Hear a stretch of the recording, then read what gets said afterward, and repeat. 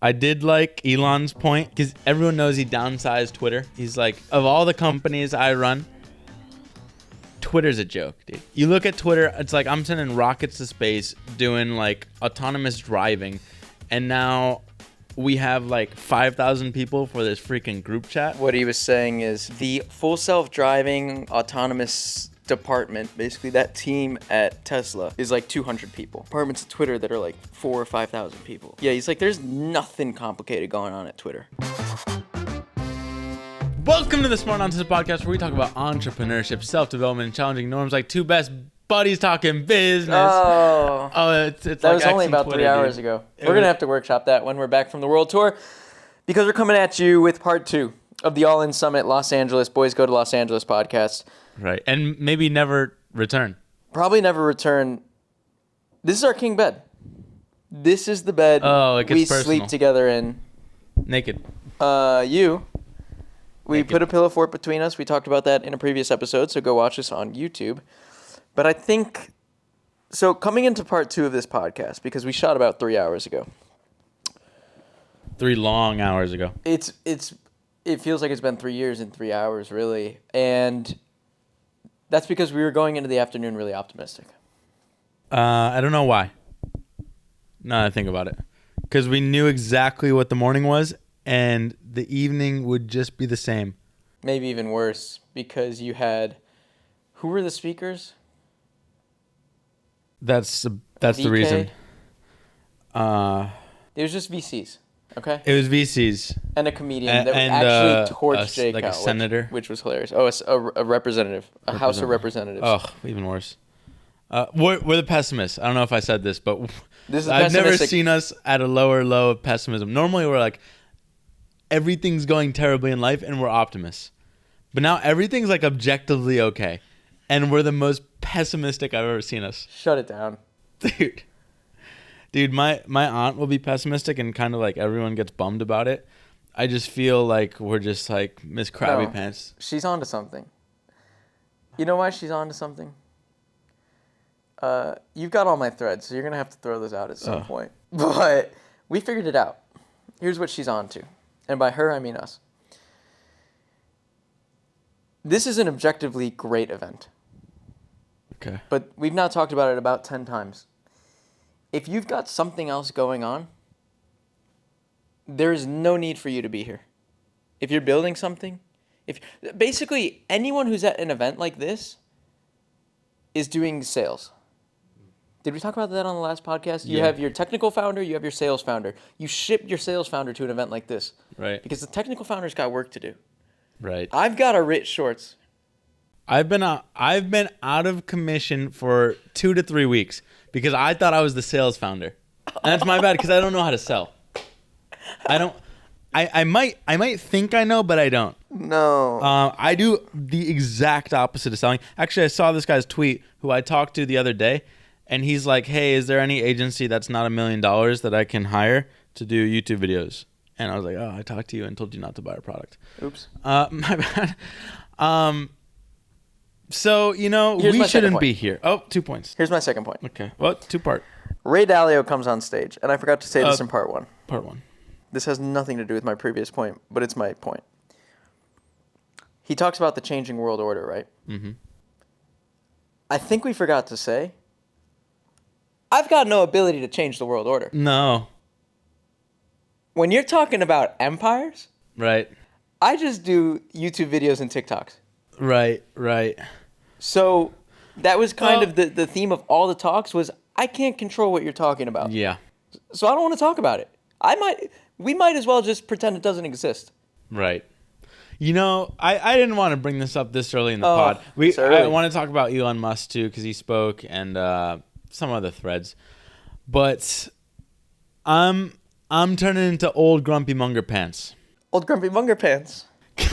Oh. Because, dude, the way Munger operates, he's sick, dude. Munger doesn't talk unless spoken to. That's part number 1. Okay. You got to meet that condition. Unless spoken to and he wants to talk. Oh.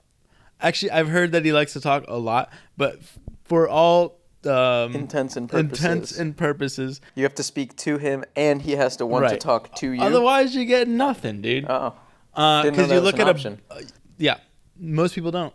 Tonight, I'd say most people don't, especially even the people on the podcast right now. We talk a lot of noise, but that's fine because you're hanging.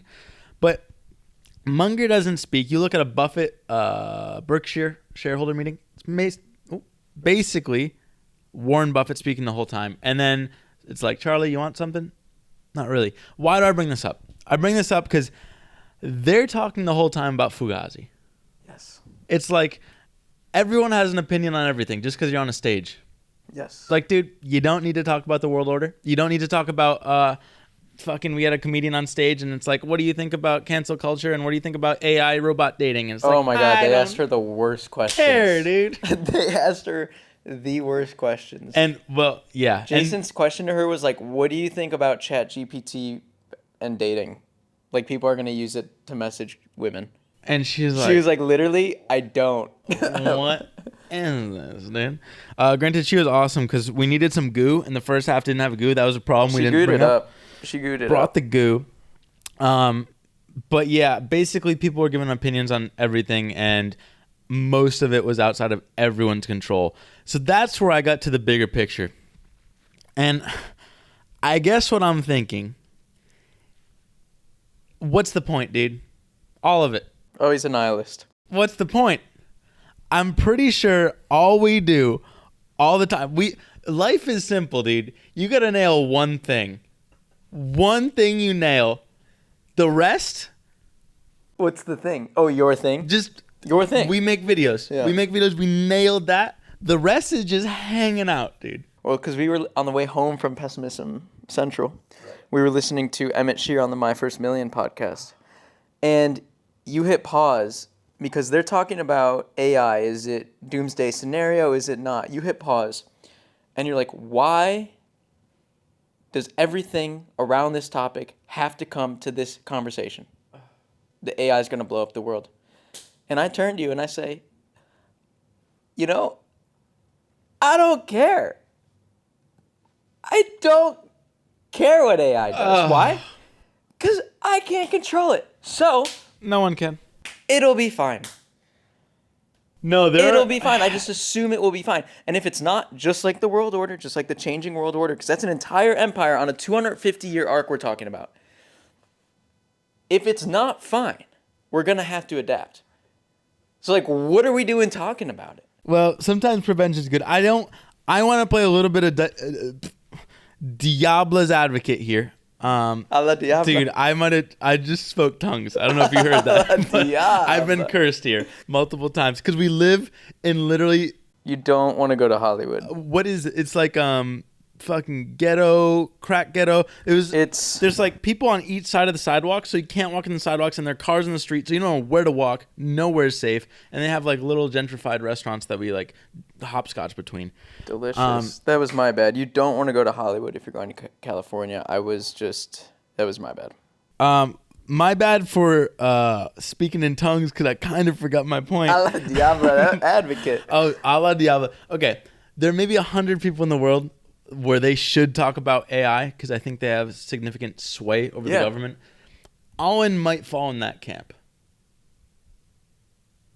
They have some pull, dude. My First Million?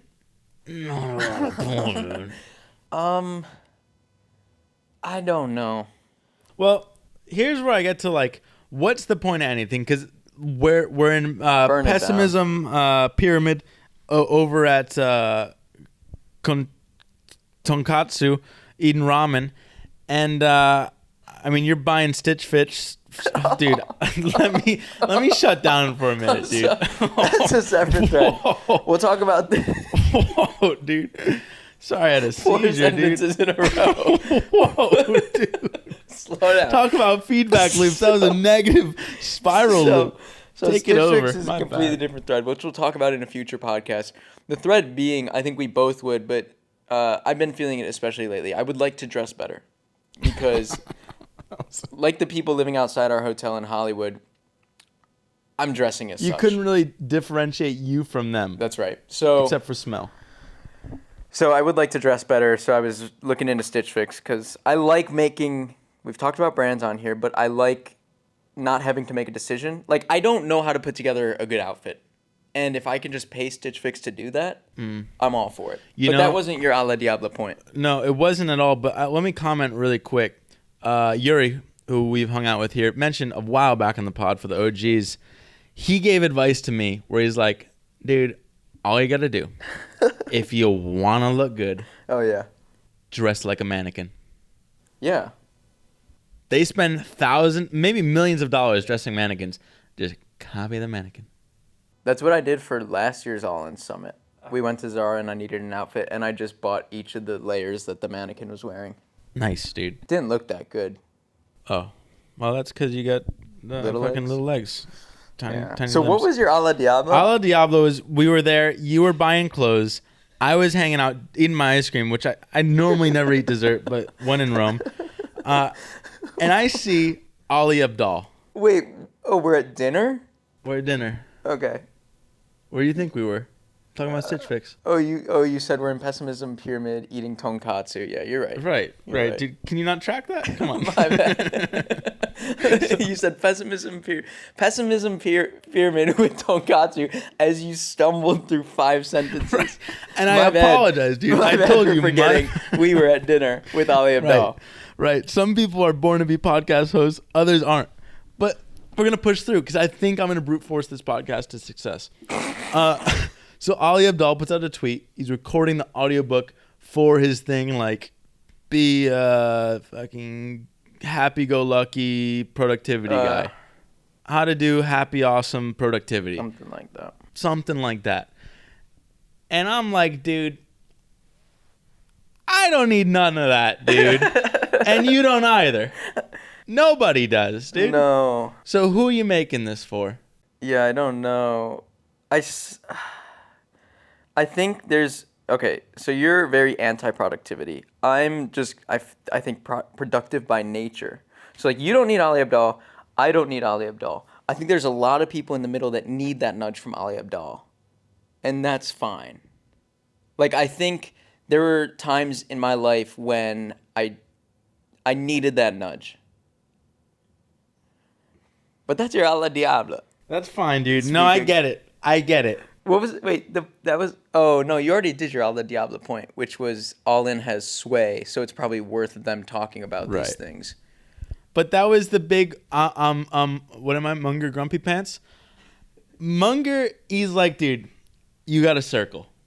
Yeah, this is good. Here's a circle of everything out there. Big circle. Fat circle.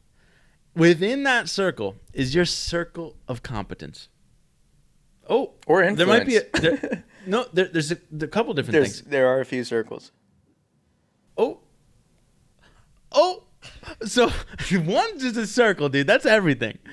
Then you got a smaller circle, right? Imagine this. Imagine we had animators that could animate this. Probably won't because it's 30 minutes into this podcast. Then you have a smaller circle. That's circle of influence. Yeah. What can you actually control? Not very much. A lot tinier than you think. That's the whole reason that I think news is stupid. This is mostly news. It's like stuff that's, one, it's going to go away very quickly, and two, even if it didn't, it doesn't really matter because you can't do anything. Then within that circle, the tiniest little circle inside is what you can control. Oh, that's what I said before. It's what you're competent in. I don't know how circles do, dude. It's on the fly, but circle within a circle within a circle, tiny circle. We end up with a really tiny circle. That's what you can control. And you're competent in. Yeah, that sounds about right. So pretty much... Let me tell you about most circles. People... Well, let me finish my point, dude. And I know I flubbed pretty much everything this podcast. But let me try. I might be cursed. My point is, people... The hardest thing is when it's your niche, right? Say someone asks us a question about video. For us to tell them, I don't know. Really hard to do. Most people just make up an opinion, have some sort of answer, but the true G's, they just say, I don't know, dude. That was your point. That was good after you got through it. Yeah, thanks, dude. So I wanted to talk about circles. Oh, because nice. Squares? Not squares, just circles. because it was this afternoon and we were really not enjoying the talk, so we stepped out. Oh, we did.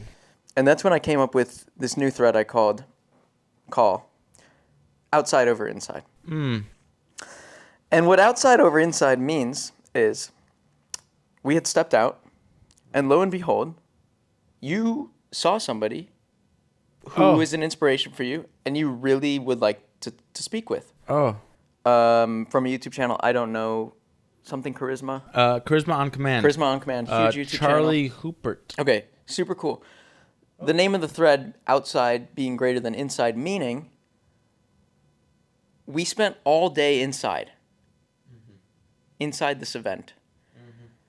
For you, for us, to have the one valuable conversation outside the event.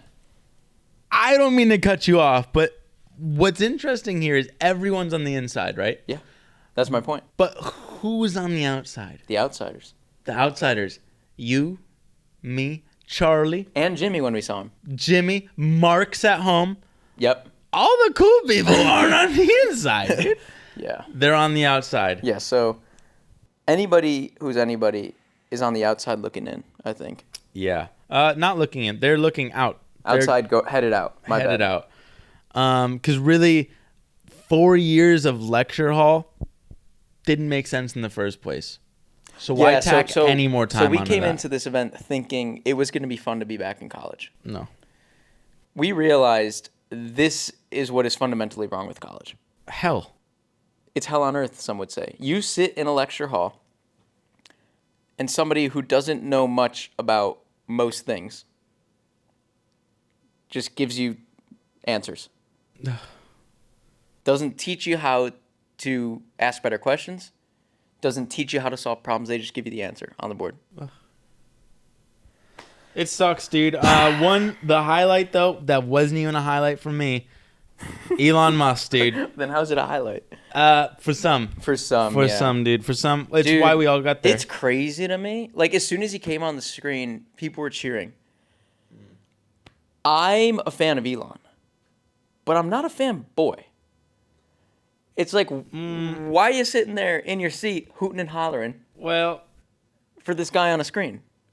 Keep in mind, okay, so part one of this podcast, I said we were thinking we're the cool kids sitting in the back of the classroom. Yeah. But we were really like not in the back of the classroom. Yeah. We were like in the balcony, a couple rows up, feet kicked on the little railing. Now we're in the back. Absolute back. The back's against the wall. And we're pretty much shitting on everybody because Elon's sick. I want to say I'd clap for him. I feel like last year I probably clapped for him. I think we just seen him twice on Zoom, and we think we're sick. I don't know. I don't know. No, his talk was fine. I just think actually I read this Paul Graham essay about the line between what was it? It was fanboy and something else. It's a great essay. I bet it is. Yeah.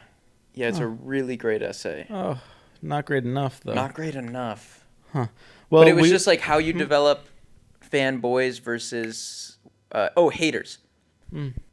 Fanboys versus haters. Fanboys being they will love absolutely everything you do no matter what. Haters being no matter what you do, they will throw hate your way. And I forget his point, but it was a good one.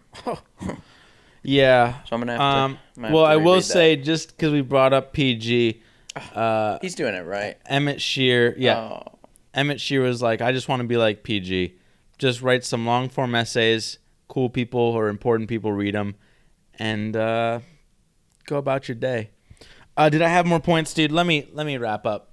Let me wrap up with a couple points. Wrap it up. Charlie Hoopert. Dude, nice. Grumpy Pants. What are you? Grumpy Munger Pants? Grumpy Munger Pants, dude. Munger Grumpy Pants. You got any of my threads on there? Because I was throwing out a bunch I couldn't write down. Yeah, I'm trying to decode them, dude. I did like Elon's point on...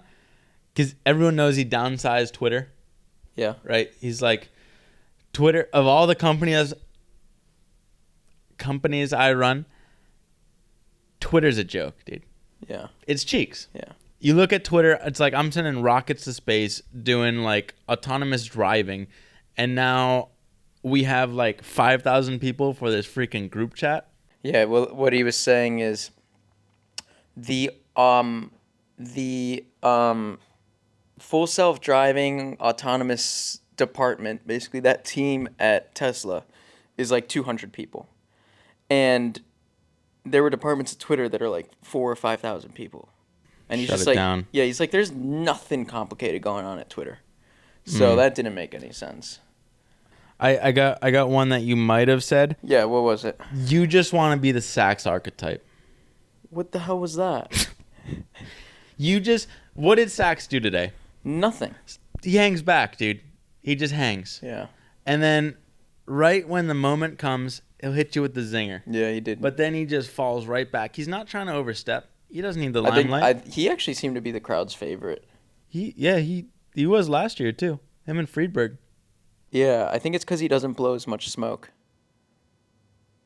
Like their what's the word? Their characterization of J. Cal is just like, he's like virtue signaling. He's just like always talking to talk or not talking to talk. What was his quote? Oh, did I delete it? Yeah, it was like J. Cal was trying to get Sachs to say something about feminism or having daughters or something. Because this woman, Jenny Just, had just given a talk on it. And Sachs was just quiet, and then he turned to him and was like, sorry, I'm just not as good at virtue signaling as you are. And that really brought down the house. That was my thread? That wasn't even a thread. You just snuck that. You eavesdropped that one from me. I didn't sign out to be a transcriber. I had a thread. I don't really feel like talking about it now. That's tough. This, I will say, okay, let me just wrap on something like this, even though some would argue it's not a great spot to wrap. But what really drove the point home for me, and I didn't realize it now, it's sort of a hindsight, is 2020, is that what you call it?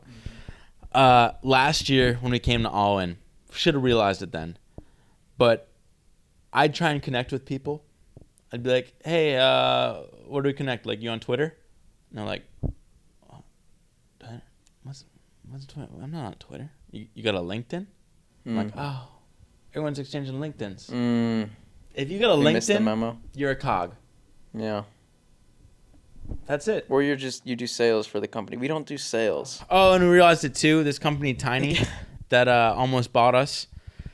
They had one dude who's like kind of a low-rung dude. He was talking to us in the early stages of buying our company. He's not necessarily low-rung. It's just his job is to go and talk to companies and filter and source companies. That sounds pretty low-rung.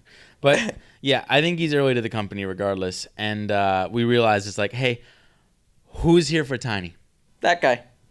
Not Andrew Wilkinson. No. Not the owner. Or any of the partners. No, that guy is. And that's fine. It's a great event for him. But I got a writ. We got a writ. I got to get home and writ, dude. So with that,